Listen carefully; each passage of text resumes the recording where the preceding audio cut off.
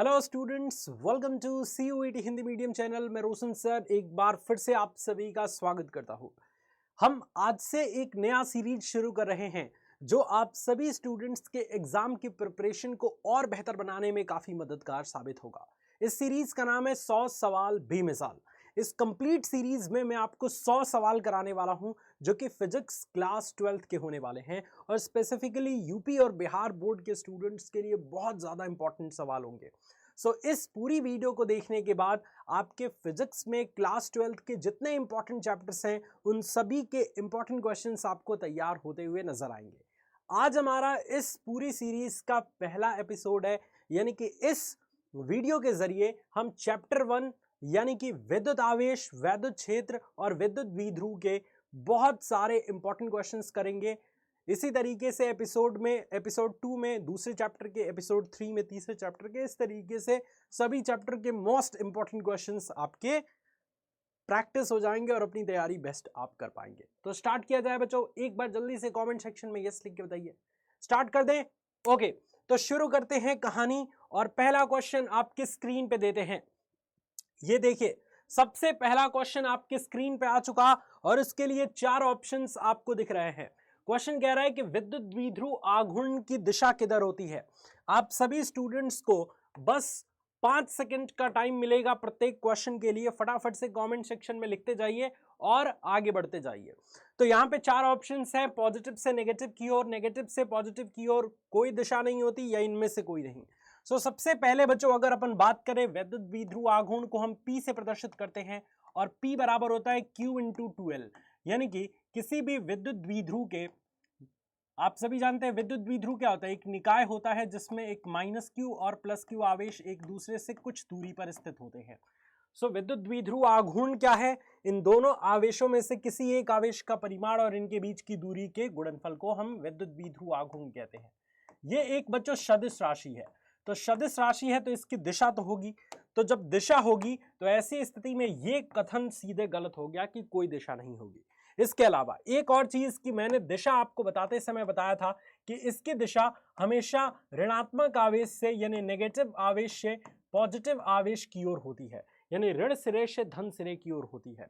ये पॉइंट आपको याद रखना है। जितने भी बच्चों का ऑप्शन नंबर बी आया है उन सभी स्टूडेंट्स का करेक्ट आंसर आ चुका है और बहुत सारी चीजें इससे सीखने को मिली। इसके अलावा इसका मात्रक भी पूछा जाता है। तो इसका मात्रक क्या होता है? इसका मात्रक आवेश का मात्रक गुणे दूरी का मात्रक, यानी कि कूलम इंटू मीटर। तो इतनी सारी चीजें पहले क्वेश्चन से आप सीख चुके हैं। सभी बच्चे रेडी हैं दूसरे क्वेश्चन के लिए? दूसरा क्वेश्चन आपके स्क्रीन पे गया, ये लीजिए। अब दूसरा क्वेश्चन आपके स्क्रीन पे गया। अब नेक्स्ट क्वेश्चन आप देख पा रहे होंगे, विद्युत क्षेत्र की तीव्रता का मात्रक क्या है। बहुत ज्यादा इंपॉर्टेंट क्वेश्चन है। अगर आप क्वेश्चन बैंक उठा के देखेंगे तो यह सवाल नहीं भी तो 10 बार आपके एग्जाम में पूछा गया है। और चूंकि वोल्ट के पद में मैं ऑप्शन दिया हूं इसलिए बहुत सारे बच्चे सीधे के सीधे कंफ्यूज हो जाएंगे, एकदम डायरेक्टली कंफ्यूज हो जाएंगे। 5 सेकंड का समय आपको मिला, फटाफट से आंसर करिए। उम्मीद है सभी बच्चों का आंसर आ चुका होगा। विद्युत क्षेत्र की तीव्रता जो है वो बच्चों एक सदिश राशि होती है और इसका मात्रक क्या होता है? E बराबर F/Q, इसका एक फॉर्मूला होता है और इस फॉर्मूले के अकॉर्डिंग इसका एक मात्रक होता है न्यूटन प्रति कूलम। न्यूटन प्रति कूलम, राइट बच्चों? Yes sir. और एक और फॉर्मूला होता है E बराबर V/D, जहां D क्या है? दूरी है दोनों प्लेटों के बीच। V क्या है? वोल्टेज, यानी कि वोल्ट, और प्रति दूरी क्या है? दूरी का मात्रक मीटर, तो वोल्ट प्रति मीटर इसका एक और मात्रक हो जाएगा। यानी इस क्वेश्चन का राइट आंसर क्या हो जाएगा? Option number C is the right answer. जितने बच्चों का सी आंसर है, कंग्रेचुलेशंस बच्चों, दूसरे क्वेश्चन का भी आपका राइट आंसर आ चुका है। आगे बढ़ जाएं। और चूंकि ये एक सदिश राशि है, विद्युत क्षेत्र की दिशा तीव्रता क्या है? एक सदिश राशि है, तो इसकी दिशा भी पूछा जा सकता है।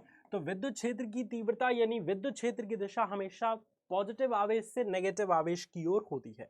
ठीक है, तीसरा क्वेश्चन आपके स्क्रीन पे गया, ये लीजिए। अब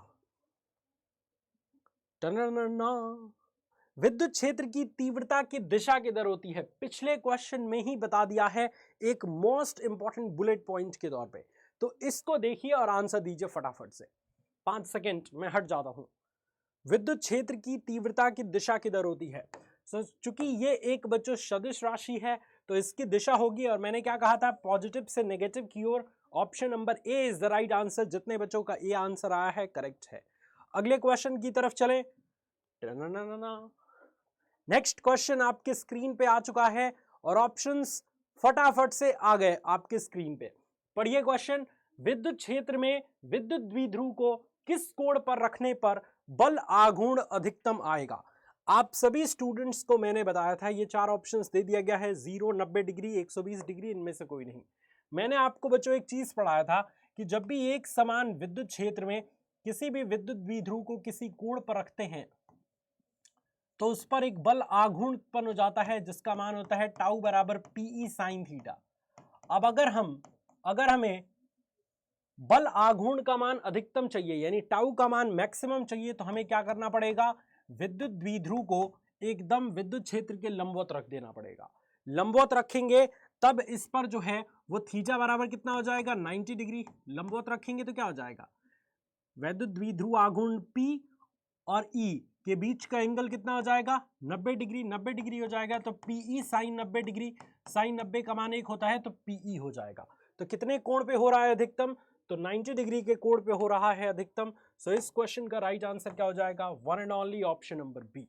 इस तरीके के क्वेश्चंस बच्चों आपके बोर्ड एग्जाम में बहुत ज्यादा पूछे गए हैं, इसलिए इस सीरीज को लास्ट तक सारे बच्चे देखेंगे। अभी ये पहला एपिसोड है, धीरे धीरे आगे आने वाले दिनों में आपको रोज एक एपिसोड मिला करेगा और आप अपनी तैयारी बेस्ट कर पाएंगे। नेक्स्ट क्वेश्चन आपके स्क्रीन पे गया बच्चों, ये लीजिए। अब चार ऑप्शंस आपके स्क्रीन पे गए। ये देखिए, विद्युत द्विध्रुव के अक्षीय स्थिति में जो विद्युत क्षेत्र की तीव्रता होती है वो दूरी के क्या होती है? दूरी के समानुपाती, दूरी के वर्ग के समानुपाती, दूरी के वर्ग के व्युत्क्रमानुपाती या दूरी के घन के व्युत्क्रमानुपाती। चार ऑप्शंस आपके स्क्रीन पे है, फटाफट से आंसर। सभी बच्चे राइट आंसर करेंगे। समय हो चुका है समाप्त। अगर आप अक्षीय स्थिति में विद्युत क्षेत्र की तीव्रता का फॉर्मूला डेरिवेशन करते हैं तो आपका आता है E बराबर 1/4 pi epsilon 0 2p upon r cube. आता है ना? तो इस अकॉर्डिंग अगर आप देख सकते हैं तो विद्युत क्षेत्र की तीव्रता दूरी के साथ कैसा रिलेशन प्रदर्शित कर रहा है? तो दूरी के घन के व्युत्क्रमानुपाती होती है। दूरी के घन के व्युत्क्रमानुपाती। सो यहां पे r क्यूब के व्युत्क्रमानुपाती। Right answer option number D हो गया।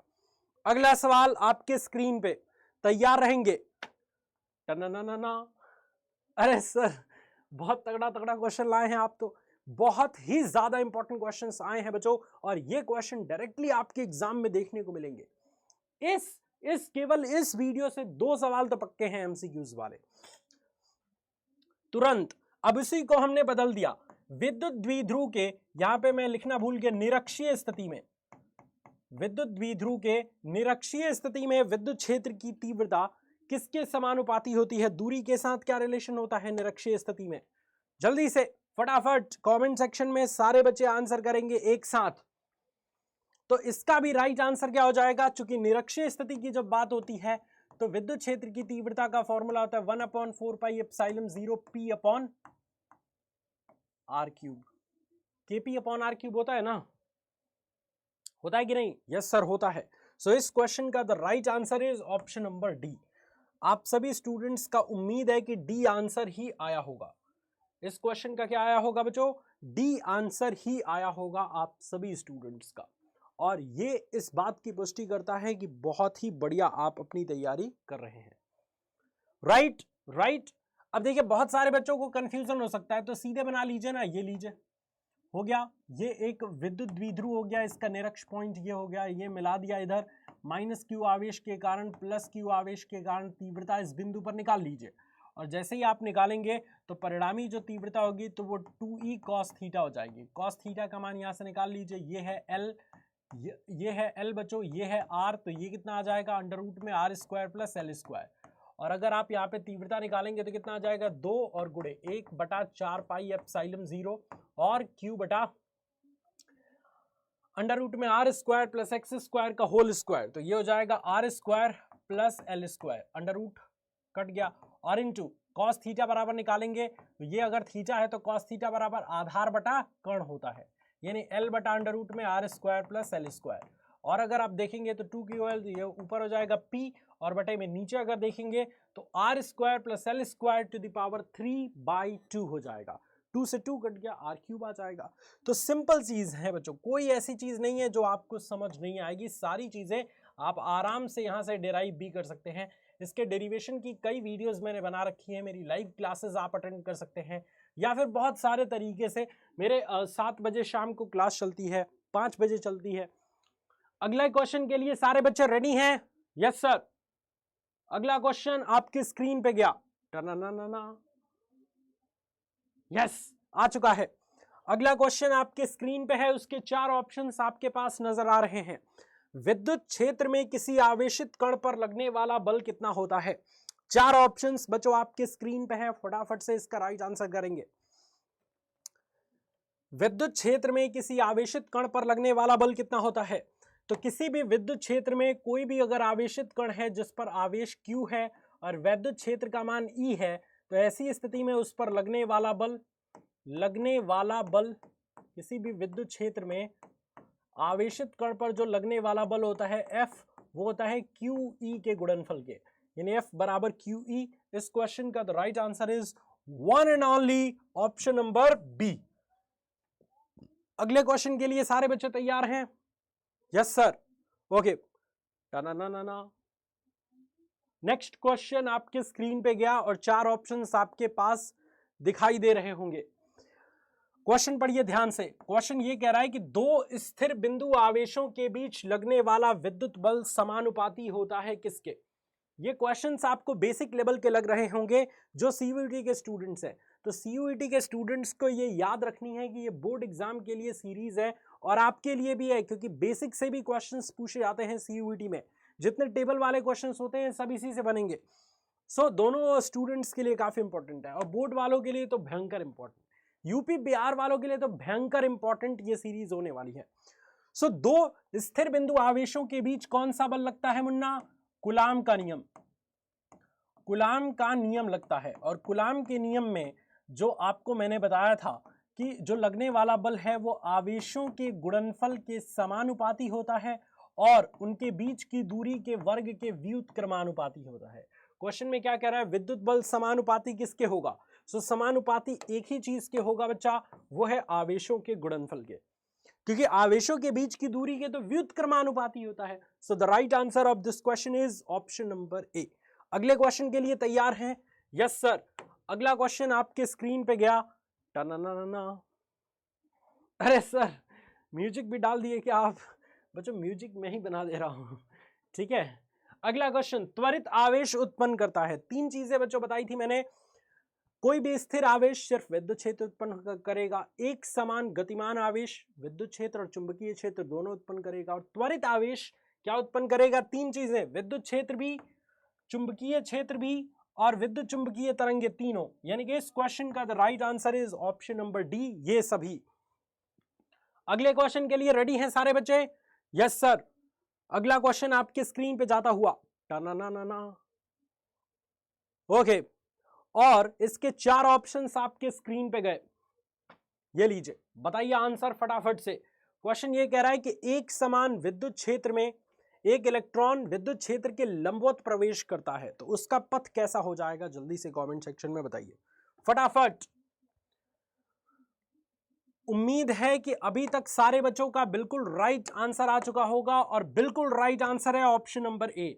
जब भी कोई भी आवेशित कण या इलेक्ट्रॉन की बात करें तो वो अगर किसी भी एक समान विद्युत क्षेत्र में क्षेत्र के लंबवत प्रवेश करता है, एकदम परपेंडिकुलर प्रवेश करता है, तो उसका पथ कैसा हो जाता है? परवलयाकार हो जाता है। और अगर वो विद्युत क्षेत्र में प्रवेश न कर चुंबकीय क्षेत्र में लंबवत प्रवेश करे तो तब उसका पथ वृत्ताकार हो जाता है। सो ये पॉइंट आपको याद रखना है। खत्म क्या? आई थिंक खत्म, हाँ खत्म। आपका ये सीरीज आपको कैसा लगा बच्चे? कमेंट सेक्शन में सारे बच्चे जरूर बताइएगा। अगर ये सीरीज आपको पसंद आई, मजा आया इस सीरीज में, तो इस तरीके के और 10 पार्ट आपको मिलेंगे इसी पूरे सीजन में और बढ़िया से आपके सारे एमसीक्यूज क्वेश्चंस की प्रैक्टिस कराएंगे अपन। ठीक है, तो मजा आया तो इस वीडियो को लाइक करिए, शेयर करिए और मेक श्योर करिए कि आप कमेंट किए हुए होंगे, कि कमेंट करने से ही हम मोटिवेटेड होंगे और आपके लिए सीरीज एकदम कंटिन्यू करेंगे। पक्का 100 ऐसे क्वेश्चन आपको मिल जाएंगे जिससे आपके एग्जाम में 100% क्वेश्चंस लड़ेगा। तो इसलिए बस आपके सपोर्ट की जरूरत है, इसे शेयर कर दीजिएगा। बाय बाय, टेक केयर, जय हिंद।